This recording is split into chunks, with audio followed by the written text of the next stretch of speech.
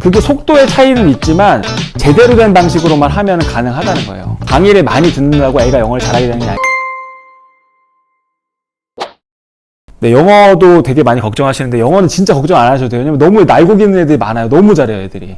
국영수 최고점에 21년, 22년도 자, 국어는 만점자가 28명, 수학은 2,700명, 영어는 2만 명이에요. 영어는 절대평가거든요. 90점만 넘으면 다 1등급이에요. 그러다 보니까 2만 명. 물론 어렵게 나올 때는 1등급 맞는 게 더 줄어들긴 해요.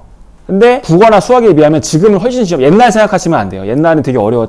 요즘에는 훨씬 더 이해에 포커스를 맞추는 방식이 시험이 됐어요. 저희가 이제 어떤 식으로 가르치냐면은 다독. 저희는 다 다독이 제일 중요해요. 자율독서가. 그리고 영어 강독. 그리고 문법 수업. 요거는 중학교 때부터 하고요. 단어 어휘는 중학교 때도 안 하고요. 고등학교 때부터 해요. 그냥 재밌게 읽으면 됩니다. 원하는 책. 난이도는 저희가 유연하게 통제하는데 이게 무슨 말이냐면은 학기 초가 3월이 되면 애들이 에너지가 굉장히 많이 바닥나 있는 상태이기 때문에 굉장히 쉬운 책만 읽으려고 그래요. 예를 들면 내가 ORT 4단계를 읽을 수 있는데 1단계를 읽으려고 그러고 그럴 땐 저희가 놔둬요. 이게 퇴행이거든요. 퇴행 작업. 그냥 놔둬요. 근데 4월쯤 되면 저희가 자 이제 좀 어려운 거 읽어야지 이렇게 하면서 그 자기 수준에 맞는 걸로 조금씩 이렇게 독려해요. 방학 때 되면 애들이 에너지가 막 넘치거든요. 그러니까 내가 ORT 4단계인데 ORT 9단계를 막 읽으려고 그래요. 뭔 말인지 전혀 모르는데 국어문제 읽으려고 그러거든요. 초등학교 2학년이 중학교 1학년 책을. 그럼 저희가 못 읽게 하진 않는데 그러면 요거는 한 페이지만 읽어. 이 정도로 통제해요. 이 정도로. 그러니까 저희는 그게 꼭 나쁘다고 생각하진 않아요. 아주 어려운 책 읽는 게 혹은 아주 쉬운 책 읽는 게. 그래서 놔두는데 포션을 저희가 통제하는 거죠. 그래서 사실 제일 좋은 거는 자기 수준보다 약간 높은 책 읽거나 약간 낮은 책 읽는 거거든요. 그 단계에서 책을 제일 많이 읽을 수 있게끔 저희가 조금 도와주는 거고요. 그리고 선생님은 발음을 알려주는 게 주고 의미도 사실은 뭐 안 알려주는 건 아니지만 대부분은 그림이나 맥락을 통해 유추할 수 있기 때문에 그걸 도와줘요. 그거 할 수 있게끔.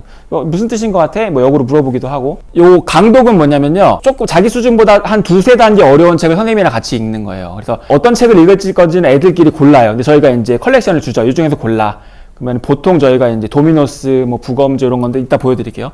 그 중에서 골라서 선생님이랑 같이 이제 한 문장씩 읽고 해석하고 이렇게 하는 거예요. 그래서 기초적인 문법을 간단하게 설명을 해주거나 아니면 안 해주거나. 근데 문법 같은 경우는 이제 거부감 없이 노출해주는 정도. 그냥 이런 게 있어. 투부정사라는 게 있어. 몰라도 돼. 그냥 있어. 그런 게 뭐. 그 대신 해석하는 걸 알려주는 거예요. 투부정사라고 하는데 이거는 이렇게 해석하는 거야. 뭐뭐 하기, 뭐뭐 하는 거 이렇게 해석하는 거야. 그리고 이제 단어 같은 경우도 다 맥락을 통해서 추론할 수 있게끔 저희가 해주죠. 그리고 저희가 알려주는 건 발음은 꼭 알려줘요. 그리고 문법은 저희가 6학년부터 시작하거든요. 중학교나. 이제 오랫동안 원서를 읽은 친구들은 어떠냐면 문법을 그냥 편안하게 받아들여요. 훨씬. 외계어처럼 받아들이는 친구들이 있고요. 초등학교 3, 4학년인데 문법을 가르치는 학원들이 많잖아요. 그런 친구들한테 외계어죠, 그게. 그래서 영어를 싫어하게 되는 게 1단계가 파닉스. 파닉스 하면서 영어 싫어하는 친구들 반. 그 다음에 나머지는 문법 하면서 또 반 싫어하게 돼요. 저희 친구들이 문법 용어는 모르는데 이미 문법에 맞게 다 해석해요. 투부정사 같은 경우는 어떨 때는 명사적으로, 어떨 때는 형용사적으로, 어떨 때는 부사적으로. 이게 감이 생겨요, 감. 그래서 그냥 알려주지 않아도 알게 되는. 그래서 저희는 문법은 초등학교 6학년이나 중학교 들어가는 겨울방학, 그때쯤부터 시작을 본격적으로 하고요. 그리고 단어는 진짜 안 외워도 돼요. 그 아까 고1 친구도 고등학교 가서 단어 외우기 시작한 거예요. 그전에는 그냥 책만 봤어요. 그러다 보면은, 그러니까 자기 수준보다 약간 어려운 책을 읽게 되면 어떤 도전이 생기냐면, 내가 모르는 단어가 그 페이지에 몇 개가 나오는 거예요. 그럼 그걸 유추해서 알아맞힐 수 있게 돼요. 그런 식으로 단어를 습득하는 거예요. 조금씩. 단어 암기가 사실 효과가 되게 적어요. 1000개 외우면 900개가 날아가 버리는 거죠. 그 나머지 100개도 사실은 1대1 대응으로 외우잖아요. 이 단어는 뜻은 이거. 근데 사실은 영어는 많이 쓰는 단어일수록 뜻이 엄청나게 많죠. 그쵸? 그리고 어떨 때는 전치사 같은 경우는 어떨 때는 얘가 전치사지만 어떨 때는 부사로 쓰이고 어떨 때는 약간 동사적인 의미로 쓰이기도 해요. 그러니까 그런 것들을 1대1 대응으로는 못 외워요. 많이 읽어야 되는 거죠. 영어를 오래 읽은 친구들이 맥락 유추 능력이 좋아지는데, 그래서 중학교 1학년 친구들 강독 수업을 하면은요, 제가 이거 무슨 뜻인 것 같아? 그럼 진짜 거의 다 맞춰요. 그러니까 물론 이게 난이도 조절이 중요하죠. 그러니까 아이들 수준이 5등급이다. 그럼 그거보다 약간 높은 책을 골라서 읽으면 애들이 다 유추해내요. 그리고 모르는 단어를 다른 맥락에서 한 5번, 10번 정도 만나면 그냥 자동으로 암기가 돼요.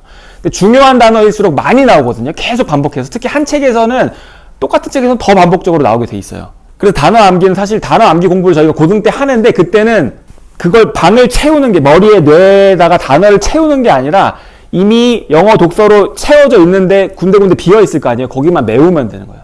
모르는 단어만. 그러니까 이미 뭐 워드마스터 같은 거 책을 딱 사면은 대부분을 아는 단어예요. 한 90%가. 모르는 단어 10%만 외우면 되는 거죠. 그런 방식으로 하는 게 효과적이라는 거예요. 중고등학교 때. 그리고 영어를 써야 영어가 느는데, 이제 스티븐 크라센이라는 이제 엄청 유명한 언어학자, 그러니까 이분이 한 얘기가, 이제 EFL이라는 건 뭐냐면 영어를 외국어로 쓰는 환경에서는 우리나라 같이 읽기가 거의 유일한 방법이라는 거예요. 왜냐면 듣기 입력이 잘 안 일어나거든요. 그리고 저희가 듣기 입력을 하려면 영상을 봐야 되는데, 영상을 저희가 실제로 수업 때 보여주거든요.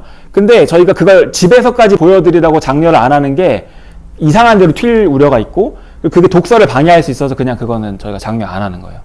그래서 독서로 영어도 하는 게 제일 효과적이다. 왜냐면 그게 한글 독서를 방해하지 않기 때문에. 근데 사실 집에서는 영어 책도 안 읽으셔도 돼요. 여기서 읽는 걸로 충분해요. 자기가 스스로 읽어야지, 강의를 많이 듣는다고 애가 영어를 잘하게 되는 게 아니고 자기가 써야죠. 영어를 계속 영어로 읽는 게 영어를 사용하는 거예요. 그래서 다독이 제일 중요한 방식. 그래서 사실 저희가 애들이 너무 힘들어해도 30분은 무조건 다독을 하게 시켜요. 하게끔. 다독은 무조건, 강독은 안 하는 날 있어도 다독은 무조건 해요. 그리고 문법, 어휘, 문제풀이 다 필요 없다. 역효과만 날 수 있고, 중학교 때 해도 늦지 않아요. 중학교 때 저희가 엄청 빡세게 시키니까 걱정 안 하셔도 돼요. 애들이 막, 이 훌고 맞아요? 막 훌고의 이게 정체성이 맞아요? 이게 훌고의 철학과 맞아요? 막 저한테 막, 내가 설립자인데 너 나한테. 그렇게 얘기하는데, 그러니까 중학교 때 왜 그런 식으로 하냐면 초등학교 때 너무 놀렸기 때문이에요. 초등학교 때 왜 놀렸냐? 중학교 때 이렇게 할 거니까. 근데 초등학교 때 이렇게 훈련된 친구들은 중학교 때 이렇게 해도 초반에 약간 힘들어하고 적응하면 그 다음부터는 편안해져요. 편안하게 해요. 그래서 저희가 초1에서 4학년들 같은 경우는 30분씩 영어 다독하고 15분 선생님이 읽어주고 15분 영상 봐요. 그리고 주 3회 정도를 보통 오고, 그 다음에 5, 6학년 같은 경우는 30분 다독, 30분 강독을 하고요. 4학년도 강독을 하는 경우가 있을까? 일주일에 한 번 정도? 이 친구들은 3회에서 5회까지 오는 친구들이 있어요.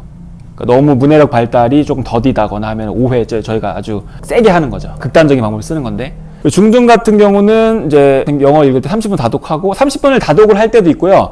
강독한 교재를 집중 듣기를 하는 경우도 있어요. 리스닝을. 그러니까 이미 한번 읽었던 강독했던 교재를 이제 저희가 음원 틀어놓고 그냥 따라서 집중 듣기 하는 거죠. 그렇게 해서 이제 발음이나 리스닝이나 노출을 계속 시키는 거죠. 영어 언어적인, 그러니까 듣기 노출을.